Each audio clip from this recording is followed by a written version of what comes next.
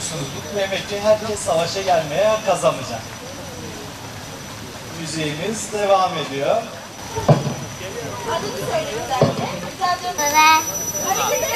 Bir arkadaşımızı daha alıyoruz. Kimse? Kralımız gördü mü kimseyi?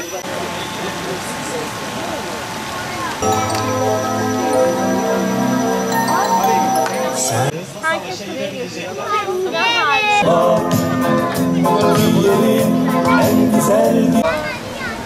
Evet, hoş bulduk.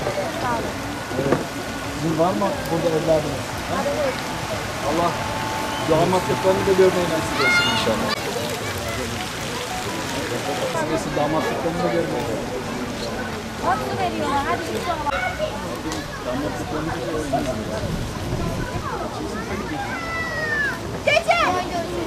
Sevgili hanımefendiler, beyefendiler, anneler, babalar, çok kıymetli bölge müdürüm, değerli basınımızın güzide temsilcileri.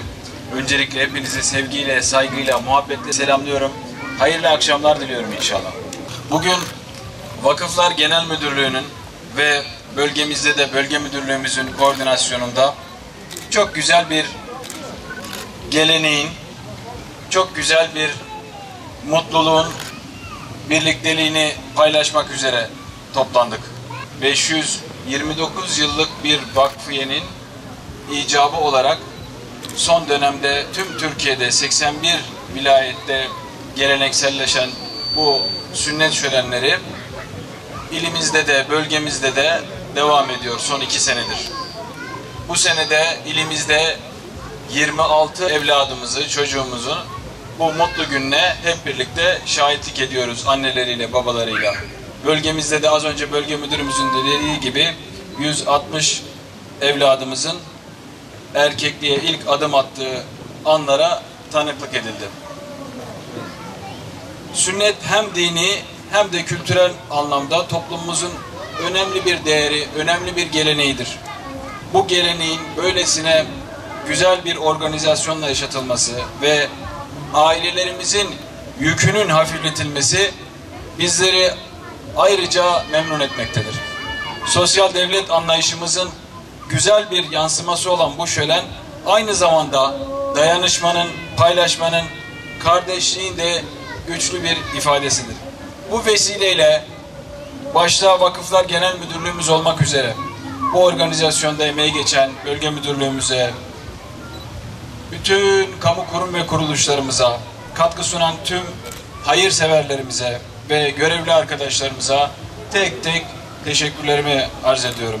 Evlatlarımızın yüzü her zaman gülsün, gönülleri bayram etsin.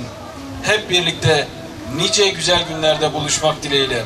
Sünnet olan çocuklarımıza tekrar geçmiş olsun diyor. Hepinize saygı, sevgi, muhabbetle selamlıyor. Allah'a emanet ediyorum. Hayırlı akşamlar diliyorum. Kültür ve Turizm Bakanlığı Vakıflar Genel Müdürlüğü olarak yaklaşık 2 yıldır 529 yıllık bir vakıf olan 2. Beyazıt Vakfiyesi'nin hayır şartı gereği şu anda burada toplanmış bulunmaktayız. Bölge müdürlüğümüz olarak Bitlis, Van, Muş, Hakkari, Şırnak ve Siirt illerinde toplam 160 çocuğumuzun sünnet törenini gerçekleştirdik. Pazartesi başlamış olduğumuz bu turumuzu, sünnet turumuzu diyelim, Siirt ile sonlandırmış bulunuyoruz. Burada sünnet düğünü sonrası ailelerimizin sağlıklı bir şekilde, kazasız belasız bir şekilde evlerine dönmelerini temenni ediyoruz. Mustafa Tarık Korkutan ve ailesi.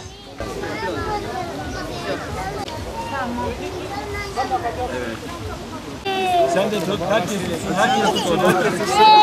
Hadi bakalım. Bismillahirrahmanirrahim. Evet. Hadi bakalım. Hayırlı uğurlu olsun.